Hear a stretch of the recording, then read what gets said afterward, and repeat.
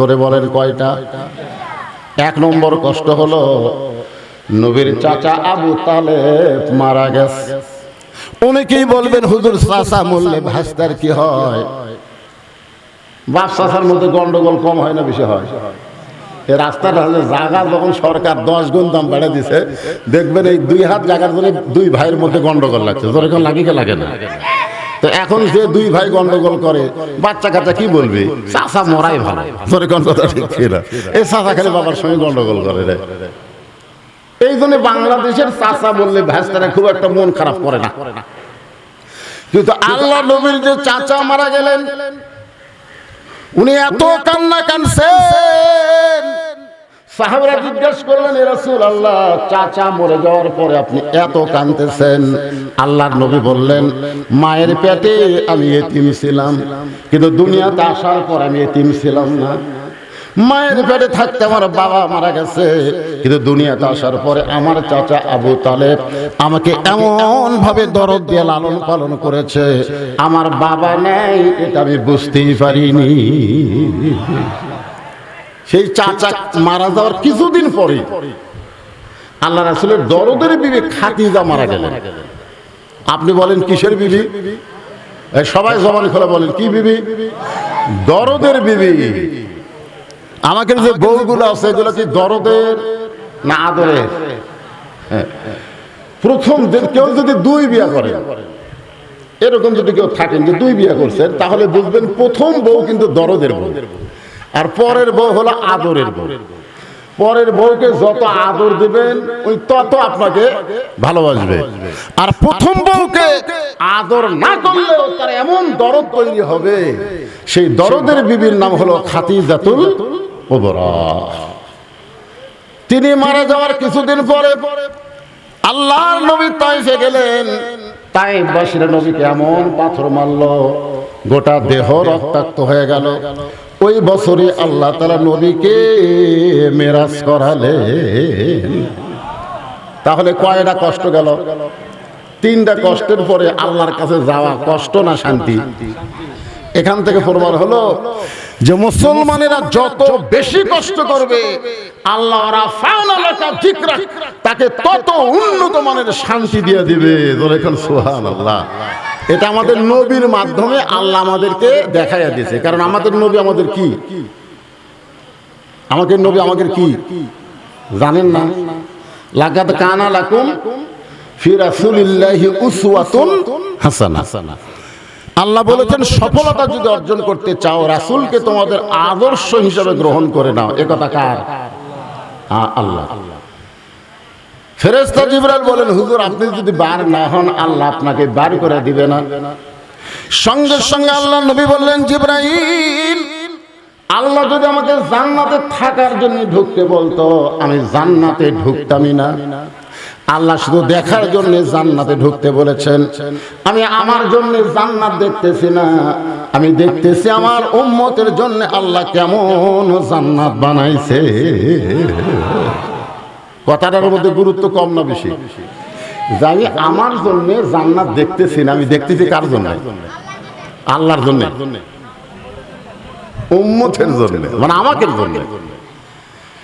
আমি সেই দিন জান্নাতে থাকার জন্য ঢুকবো যেদিন আমার সমস্ত উম্মতকে আল্লাহ জান্নাত দিবে। আছেন আমার মুক্তার, আছেন আমার ব্যারিস্টার, শেষ বিচারের হাইকোর্টেতে তিনি আমায় করবেন পার। আমি পাপী রাসূল জাবিন্দার। আল্লাহ যখন হাকিম হয়ে, সবাই মনোযোগ দিয়ে শুনবেন, আল্লাহ যখন হাকিম হয়ে আমাদেরকে আসামি বানায় বিচার শুরু করবেন, ওই সময় আমাদের নবী উকিল হবেন, ব্যারিস্টার হবেন। আল্লাহর কাছে আমাদের ব্যাপারে ওকালতি করে, ব্যারিস্টারি করে আমাদেরকে জান্নাতে পৌঁছায়া দিবে। তাহলে যে নবী আমাদের জন্য আল্লাহর কাছে ওকালতি করবেন, আমরা খুশি না বেজার? ভাগ্য গুণে আল্লাহ আমাদেরকে সেই নবীর উম্মত হিসেবে কবুল করেছেন। খুশি না বেজার? তাহলে আমার সঙ্গে সবাই একটু বলবেন, নবী না হয়ে দুনিয়ার না হয়ে ফেরেশতা আল্লাহর হয়েছি উম্মত আপনার, তার তরে শুকুর। এই জায়গায় যে আমি বলি না, এটা আপনাদের মুখে শোনার জন্য। আপনারা করেন হাজারবার। এখন বলেন তো হাজারের খাওয়া আছে। এই গজল যখন লেখছে তখন হাজারের খুবই দাম আসলো। সেই সময়কার মানুষ হাজারের উপরে হয়তো হিসাবই জানতো না, এই জন্য হাজার বার করেছে। বর্তমানে হাজারের কোনো খাওয়া আছে? তাহলে আপনারা হাজার বার করেন, হাজারের উপরে কোনো হিসাব আপনারা জানেন না? কথা কয় না কেন? পিছন থেকে লাখও বার, আবার লাখের উপর জানেন না। হ্যাঁ, কোটির উপরে তো নাই, কোটি কোটি বলা যাবে, কিন্তু কোটির উপর আবার কি আছে? এখন মিলিয়ন বিলিয়ন টিলিয়ন এগুলো আমরা বাংলার মানুষ বুঝি না ভাই, আমরা কোটি বুঝি। তোর কোন কথা ঠিক কিনা? তার তরে শুকুর কোটি বার। এমন একজন নবীর উম্মত হওয়াতে আমরা খুশি না বেজার?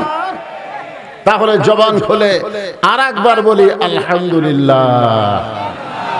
এখন আসেন, যে কোরআন থেকে আপনারা তাফসীর শুনবেন, যে কোরআন থেকে আপনারা তাফসীর শুনবেন, আপনারা বলেন তো এই কোরআনের মধ্যে কোনো সন্দেহ আছে? নির্ভেজাল একটা কিতাব, আল্লাহ আমাদেরকে হেদায়েত স্বরূপ দান করেছে। না, রিপ্লে নাই। এটা কি আল্লাহ আমাকে দেয়নি না অন্য কেউ দিছে? আল্লাহ আমাকে কেমন একটা কিতাব দিলেন, যে কিতাবের শুরুতে আল্লাহ বললেন যালিকাল কিতাবু লা রাইবা ফীহি হুদাল্লিল।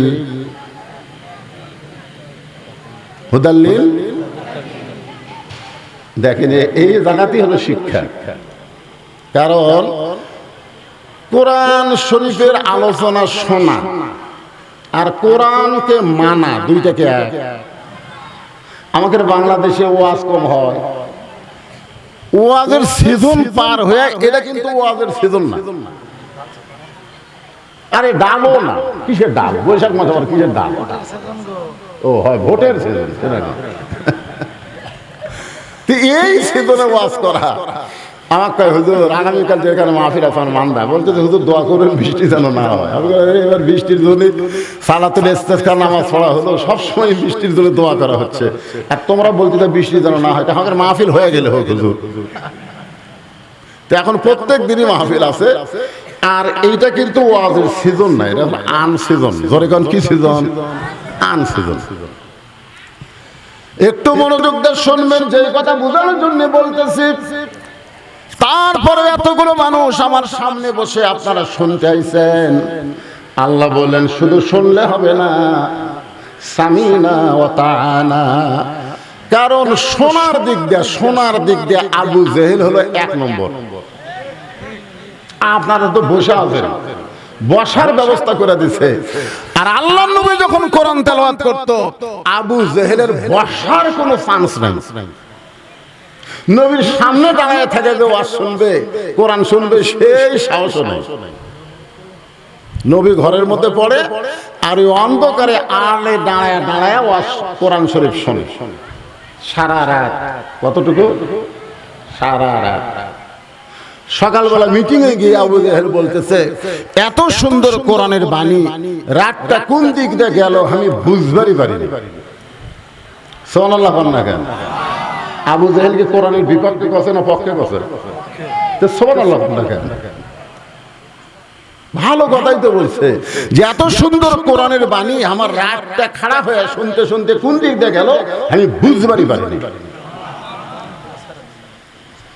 এখন চিন্তা করেন, আবু জেহেলের কাছে একজন উকিল ছিল, তেল তেলা নেতা। ধরে কোন কি নেতা? তেল তেলা। এই তেল তেলার নাম হলো আবু সুফিয়ান। ও বলে, নেতা, যে কোরআন শুনতে রাত কোন দিক দিয়ে গেল বোঝা যায় না, সেই কোরআন গ্রহণ করলে অসুবিধা কি? শুনতেই যদি এত মজা লাগে, সেটা ধরলে অসুবিধা কি? একটা হলো শোনা, একটা হলো ধরা। আপনারা বলেন, আমাদের যে যুবকগুলো শুনতেছে, এদেরকে যদি এখন বলা হয় এই কোরআন শরীফটা একটু ধরো তো বাবা, ধরো হবে, ওরা চিন্তা করবে আমার যে শরীরের অবস্থা ভাই, এখন এটা ধরার কোনো উপায় নাই। হ্যাঁ, কোরআন শরীফ ধরবার গেলে প্রথম শর্ত হলো লা ইয়ামাসসুহু ইল্লাল মুতাহহারুন। ততক্ষণ পর্যন্ত তুমি ধরা তো দূরের কথা, কোরআন স্পর্শই করতে পারবে না যতক্ষণ তুমি পবিত্র না হবা। তাহলে কোরআন ধরতে গেলে যদি পবিত্র হওয়া লাগে, সেই কোরআন কেউ যদি গ্রহণ করে সেই মানুষটা কত ভালো মানুষ হবে, আজকে তাফসীরুল কোরআন মাহফিলে আমাদের জানার অধিকার আছে না নাই? আমি সেই কথাগুলোই তো আপনাকে একে একে বলবো ইনশাআল্লাহ। ইতিমধ্যে একজন নেতা এসে গেছে, আর নেতা আসবে না? না, এমপি সাহেব আসবে না? আপনি সাহেব